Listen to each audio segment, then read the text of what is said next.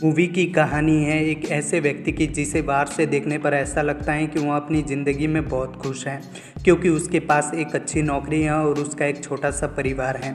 लेकिन वह मन ही मन काफ़ी दुखी होता है। उसकी ज़िंदगी पूरी तरह से तब बदल जाती है जब वह अपनी बेटी की सहेली एंजेला से मिलता है। वह उसकी तरफ आकर्षित होने लगता है। मूवी में इरोटिक सीन के साथ इमोशन भी कूट कूट के भरा है, जो आपको काफ़ी पसंद आएगा। अगर वीडियो पसंद आए तो मेरे चैनल को भी सपोर्ट ज़रूर कर देना। हेलो दोस्तों, मेरा नाम है जैनी। आपका स्वागत है मेरे यूट्यूब चैनल मिस्टर जैनी एक्सप्लेन में। मूवी के शुरुआत में हमें लेस्टर को दिखाया जाता है, जो 45 साल का एक आदमी है। वह अपनी पत्नी कैरोलिन और बेटी जीनी के साथ रहता है। उसके घर में उसकी बिल्कुल भी इज्जत नहीं होती। उसकी पत्नी उसे ताने मारती रहती है। उसकी बेटी भी उससे बिल्कुल भी बात नहीं करती। शादीशुदा होने के बाद भी उसे अपने हाथ से ही काम चलाना पड़ता है। अपनी पत्नी की गाड़ी में ऑफिस जाना और उसी गाड़ी में वापस आना उसका रोज का काम है। एक दिन जीन के स्कूल में फंक्शन होता है। लेस्टर और कैरोलिन भी फंक्शन में जाते हैं। वहाँ जिम की दोस्त एंजेला भी डांस परफॉर्म करती हैं। उसे देखकर लेस्टर के दिल में घंटियाँ बजने लगती हैं। वह फैंटेसी की दुनिया में खो जाता है। वह एंजेला को बिना कपड़ों की इमेजिन करने लगता है। फंक्शन के बाद लेस्टर एंजेला से फ्लर्ट करना शुरू कर देता है, लेकिन जीन उसे रोक लेती है। वहाँ रात को एंजेला को अपने सपनों में देखता है और उसके साथ रोमांस करता है। अगले दिन लेस्टर के बगल में नए पड़ोसी रहने आते हैं। ये नया पड़ोसी एक रिटायर्ड आर्मी ऑफिसर होता है। वह अपनी पत्नी और अपने बेटे रिकी के साथ वहाँ पर रहने आया था। रिकी एक शांत स्वभाव का लड़का होता है। वह हर छोटी बड़ी चीज़ों को कैमरे में रिकॉर्ड कर लेता है। वह ड्रग का आदी है और उसका बिजनेस भी करता है, लेकिन उसके घर वालों को इसके बारे में कुछ भी नहीं पता होता। एक दिन रिकी जीन को देखता है। जीन को देखते ही उसे उससे प्यार हो जाता है। जीन भी उसे पसंद करने लगती हैं। धीरे धीरे ये दोनों एक दूसरे के बहुत नज़दीक आ जाते हैं। जीन की वजह से लेस्टर की भी रिकी से दोस्ती हो जाती है। रिकी लेस्टर को ड्रग सप्लाई करने लगता है। लेस्टर भी अब नशा करने लगता है। वो नशा करके अब अपनी ज़िंदगी में बहुत खुश होता है। कुछ दिन बाद लेस्टर अपनी नौकरी छोड़ देता है और एक रेस्टोरेंट में काम करने लगता है। इस बात के लिए कैरोलिन उस पर गुस्सा करने लगती हैं, लेकिन इस बात से अब उसे कुछ फ़र्क नहीं पड़ता था। एक दिन लेस्टर और कैरोलिन एक पार्टी में जाते हैं। वहाँ पर कैरोलिन की मुलाकात एक बड़े बिजनेसमैन से होती है। कैरोलिन को वो बहुत पसंद आता है, क्योंकि उससे मिलना उसकी ज़िंदगी का सबसे बड़ा सपना था।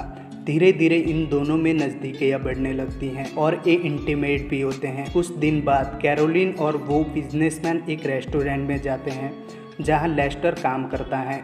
वह उन दोनों को कार में चुम्मा चाटी करते हुए देख लेता है, लेकिन वो उसे कुछ नहीं बोलता, क्योंकि उसे पता है कि कैरोलिन उसे प्यार नहीं करती। वो बिजनेसमैन वहाँ से चला जाता है। अगली रात लेस्टर का ड्रग खत्म हो जाता है। लेस्टर ड्रग लेने के लिए रिकी को कॉल करता है। रिकी ड्रग लेकर लेस्टर के पास आता है और ड्रग लेने लगता है, लेकिन रिकी का पिता उसे खिड़की से देख लेता है।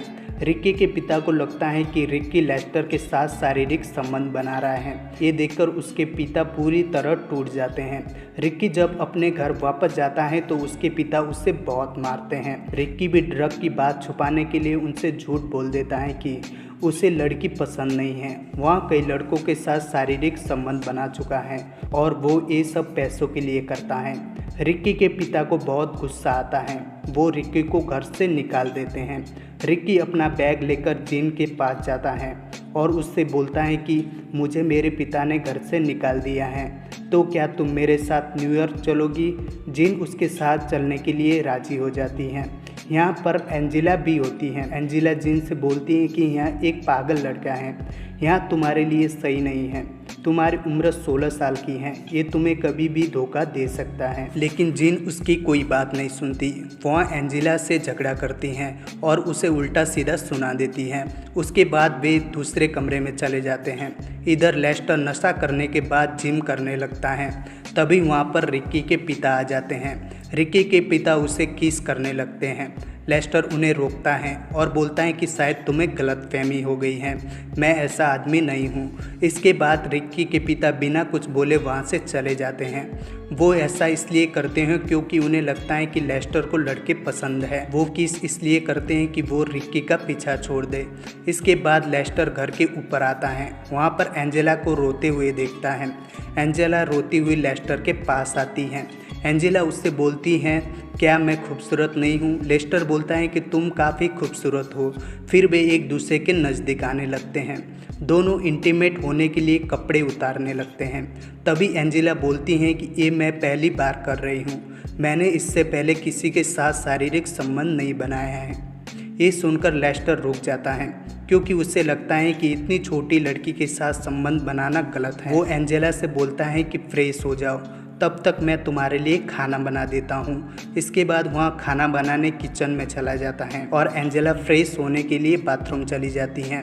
इधर कैरोलिन लेस्टर को मारना चाहती है, क्योंकि उसने उसे बिजनेसमैन के साथ रंगे हाथों पकड़ लिया था। इधर लेस्टर खाना बनाते हुए अपनी पत्नी की और अपनी बेटी की फोटो देख रहा होता है। तभी पीछे से कोई उसे गोली मार देता है। यहाँ हमें पता चलता है कि लेस्टर को मारने वाली कैरोलिन नहीं, बल्कि रिक्की के पिता हैं।